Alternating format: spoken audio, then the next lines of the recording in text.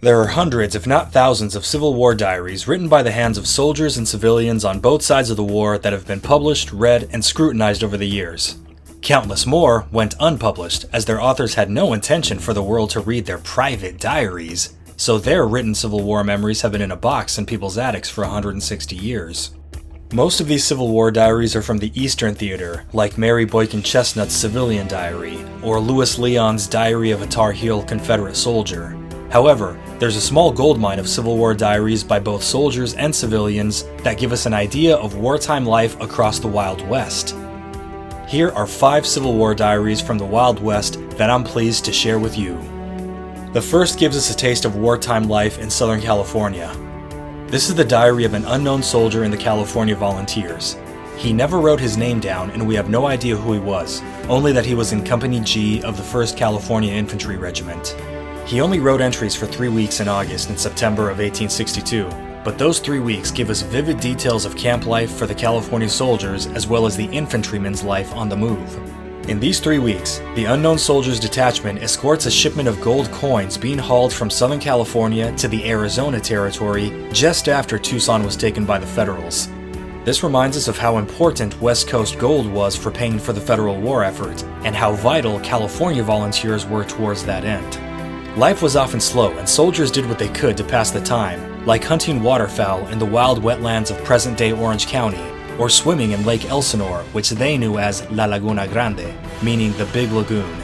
When they could, they interacted with the locals in the sparsely populated counties, and the white men born back east marveled at the elegant Californiana women. Then there were moments of sheer terror where they'd wake up in the middle of the night in a panic and grab their guns for an attack by natives, only for it to be a false alarm. The diary ends when the weary soldiers reach Fort Yuma on the Colorado River, bordering Arizona. In order to tell you about this diary, I had to learn this guy's sloppy handwriting, read what he wrote by moonlight or by campfire, transcribe what he wrote, and figure out the correct spelling of names and places he spelled wrong. Another diary from a California volunteer gives us even more vivid detail about Army life in wartime California, Arizona, and New Mexico. The Civil War in Apacheland is a compilation of the handwritten diaries of Sergeant George Hand during his 3 years of federal service. He was also in Company G of the 1st California Infantry, although he enlisted in 1861, while the unknown soldier enlisted in 1862. So George Hand was in the California column. The unknown soldier was not. Hand's diary is composed mostly of short entries of just a few sentences, if that, but on more fast-paced days he gives paragraph-length descriptions of interesting events. Lots of brawling among the soldiers, misdemeanors committed in town by soldiers on drunken sprees, discussions of which officers the men hated most, and any random newsworthy events that happened. It was usually bad news, as he records several soldiers dying of various diseases, other soldiers dying of wounds from Apache ambushes, Apaches wiping out a small settlement here and there, soldiers getting demoted by vindictive officers over petty infractions, and so on. Other occasions were happier, like news of federal victories back east, which were celebrated with gun salutes. 3 other things Sergeant Hand wrote about are fascinating and worth mentioning here. On September 1st, 1862, the entire adult-age Hispanic population of Tucson was made to take the oath of allegiance to the Union. It wasn't optional. These folks were born in Sonora, Mexico, before the Gadsden Purchase grandfathered them into the United States, so a lot of Anglo-American officers and men from the East Coast distrusted them on that alone. On top of that, although the predominantly Southern-born Anglo population was a minority in Arizona, with a Hispanic supermajority, Arizona had still been a rebel territory, and many of the Mexican-born population of Tucson collaborated either with the Confederate Army or with the secessionist civilian authorities. Next, there's a diary entry recalling a dance held in town where General James Carleton's body servant, a free man of color, was seen leaving the dance with a Hispanic woman Sergeant Hand described as a good-looking señorita. This promptly started a mini race riot with white men throwing bricks, which wiped out the black guy's sure shot at getting lucky, and brought the dance to an immediate end. This was Arizona, USA, not CSA, and that event speaks for itself.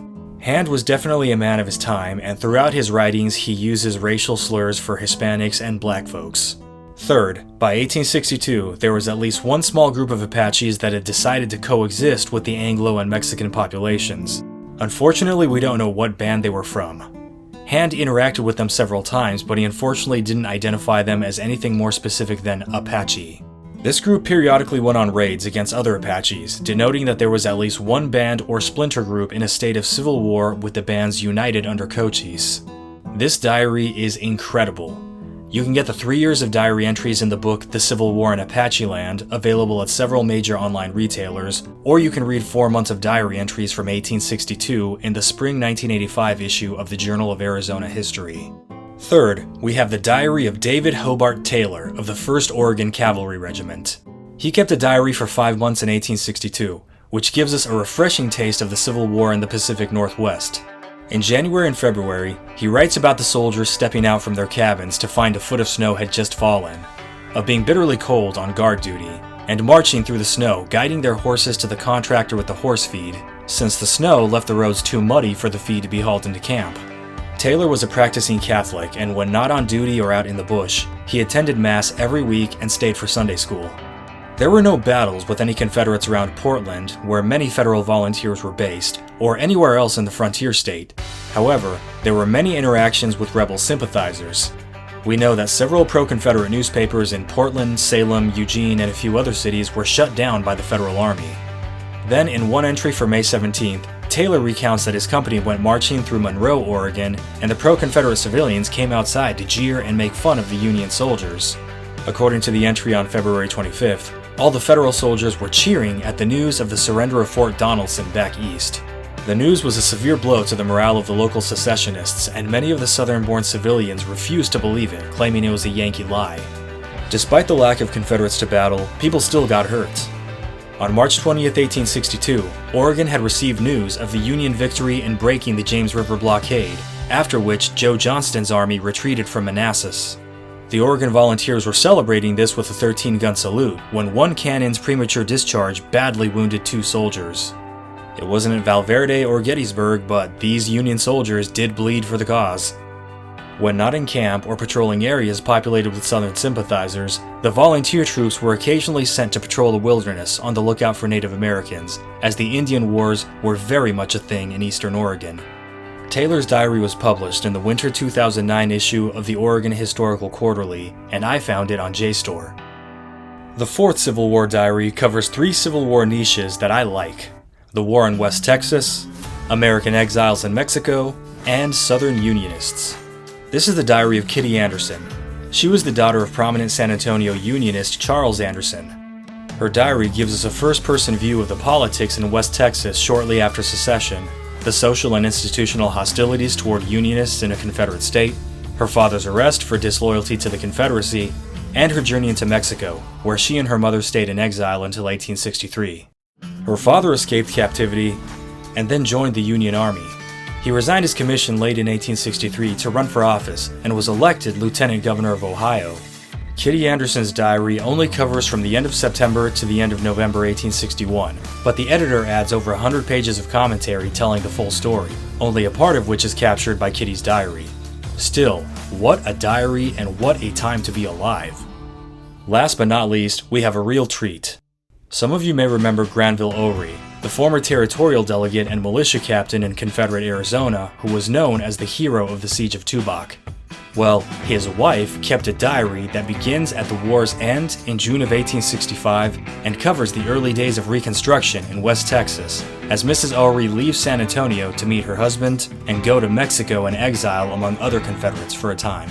In her diary, she casually mentions that she and her husband were traveling in Sonora with Colonel Dan Showalter. You'll remember him as the California State Assemblyman who fled California a wanted man and became deputy commander of the 4th Texas-Arizona Cavalry. She mentioned that Showalter had fallen from his horse and was in a lot of pain. She also details how several of the Confederate officers made arrangements with the Mexican general on the border so that the rebels could come into Mexico with their small arms. Much of Mrs. Oury's diary remains unpublished, but part of her diary was annotated by retired Colonel Cornelius Smith and published in the Arizona Historical Review in 1933. Most of these diaries are short, but all 5 of them are incredible documents with powerful first-hand accounts of the war in the far west, from the mundane to the terrifying.